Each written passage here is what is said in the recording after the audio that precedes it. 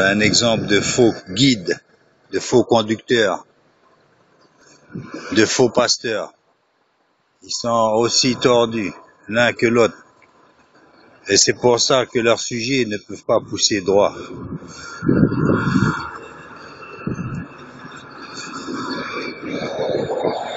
Un aveugle conduisant imperturbé. Ah voilà un deuxième ici là.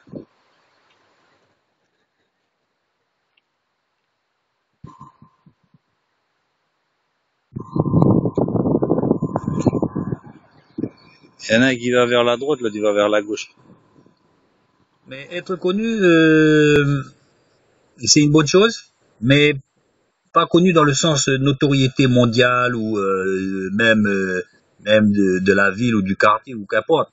Mais est connu dans le sens où on fait quelque chose qui nous correspond à nous-mêmes, qui nous valorise nous-mêmes. Il est bien évident, ce que je vais dire quelque chose, c'est que chacun est important, mais que bien souvent des gens perdent leur temps dans des voies qui ne sont pas les leurs, et donc ils vont perdre même des années ou leur vie à faire des choses qui mais ça n'a pas été une perte de temps dans la mesure où ils ont appris qu'il fallait pas faire ça. Donc après ils se sont remis en question et ils ont pris une autre voie. Mais la perte de temps peut être grave dans la mesure où on persiste ici, quoi. Et donc, on passera notre vie dans des choses inutiles.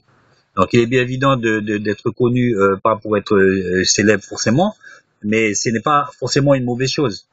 Parce que nous avons besoin d'être reconnus à notre juste valeur. À notre juste valeur. Parce que à partir du moment où nous sommes nous-mêmes, et nous découvrons ce que nous sommes, donc nous donnerons le meilleur de nous-mêmes dans la musique ou dans diverses choses. Et donc, en étant le meilleur de nous-mêmes, automatiquement pour nous-mêmes déjà, parce qu'on se plaît à faire certaines choses pour nous-mêmes, à partir du moment où on sera utile pour l'autre, parce qu'on s'est trouvé d'abord nous-mêmes. Donc cette notoriété-là est bonne, et elle est bonne, et pas pour se prendre la tête, parce que rappelons-le ce que dit les Écritures, quand vous ferez quelque chose, dites que vous êtes un serviteur inutile. Mais voilà, c'est une bonne chose de donner aux autres ce que nous avons nous-mêmes de meilleur. Nous avons travaillé nous-mêmes à ces choses, déjà pour nous-mêmes premièrement, et ensuite pour l'offrir à notre entourage, ne serait-ce que notre famille. On connaissait les tuteurs inutiles, dans le sens où ils étaient eux-mêmes aussi tordus, faussés. Et là, on voit aussi des tuteurs, là, par contre, là, c'est une autre forme de tuteur. Des tuteurs qui sont là, mais qui ne servent plus à rien, parce que la plante est déjà imposante et grande, et puis le tuteur, il reste là, mais oui, c'est plutôt le tuteur qui tient à la plante avec, grâce à ce fil de fer. Mais en fait, le tuteur ne sert plus à rien, mais il est là. Il est là. Donc, parallèle avec voilà, tous les tuteurs, regarde. Les tuteurs. Ils sont là, mais ils ne servent plus à rien parce que la plante a grandi. Donc, un parallèle biblique qui nous dit que dans les derniers temps, plus personne n'enseignera à son prochain parce que tous auront la connaissance de l'Éternel et des choses de Dieu.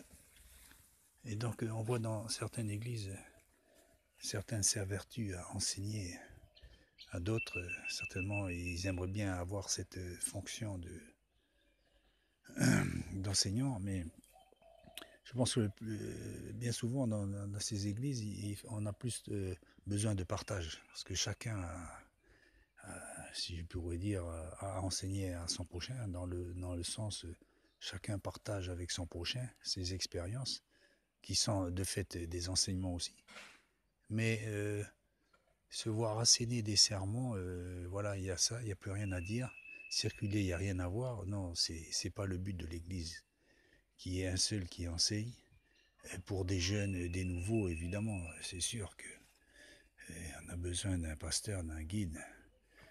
Mais le guide ne se trouve pas uniquement qu'avec des conducteurs, mais vous savez bien qu'on est enseigné à droite à gauche.